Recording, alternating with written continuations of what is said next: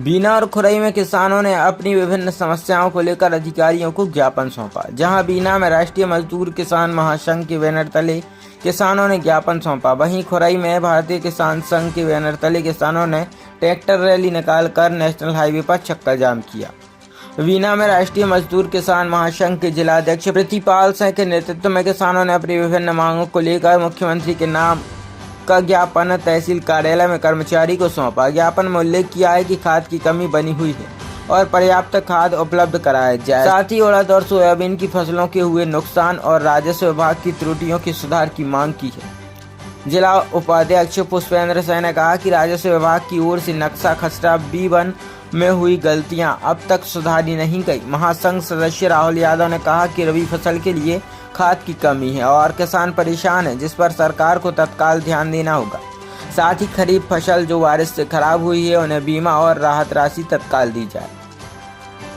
सब्जी लगा के सब्जियां किसान है तो उनको पक्की रसीद दी जाए, चाहे वो आप 2 रुपए की हो चाहे 3 रुपए की हो।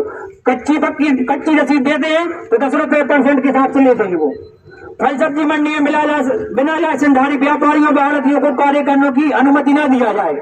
सुबह देखने में आता है कि वहाँ बस केवल उन्हीं का कब्जा है और जितने भी लाइसेंसधारी व्यापारी या आढ़तियां हैं उनके नाम और नंबर प्लेट ऊपर लगाई तक दुकान पर लगाई जा सके, ताकि पता चले कि कौन व्यापारी है कौन दलाल है।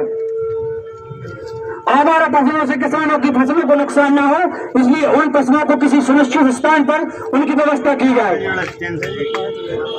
ये जो आप लोगों ने आज आंदोलन किया है, किन मांगों को लेकर किसानों ने आंदोलन किया? भारतीय किसान संघ पूरे तहसील के गांव में गया, वहां से उनकी समस्या निकाली, जिसमें सबसे बड़ी समस्या जो भरकर आई है DAP खाद को लेकर।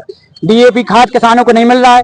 अभी आगामी कुछ दिनों में मटर की बोनी होगी, किसान पिछड़ जाएगा। मटर की बोनी एक ऐसी बोनी है जो पहले की जाती है, बाद में करोगे तो फिर उतनी उपज नहीं आती।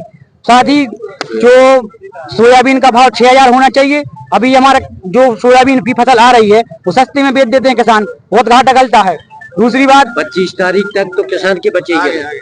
उसके बाद हमारा जो फसल बीमा का पैसा रुका था 46 गांव का लगभग 2020 22-23 का जो है ओलावृष्टि भीषण ओलावृष्टि हुई थी, जिसको लेकर राहत राशि तो मिल गई थी, लेकिन हमें बीमा तक नहीं मिला। बीमा कंपनी अपनी मनमानी कर रही है, न बताती है कहाँ कितना नुकसान है। कुछ लिख ले जाते हैं, क्रॉप कटिंग करते हैं तो % कुछ लिख लेते हैं, वहां जाकर सुधार कर लेते हैं। हम किसानों को पता नहीं चलता।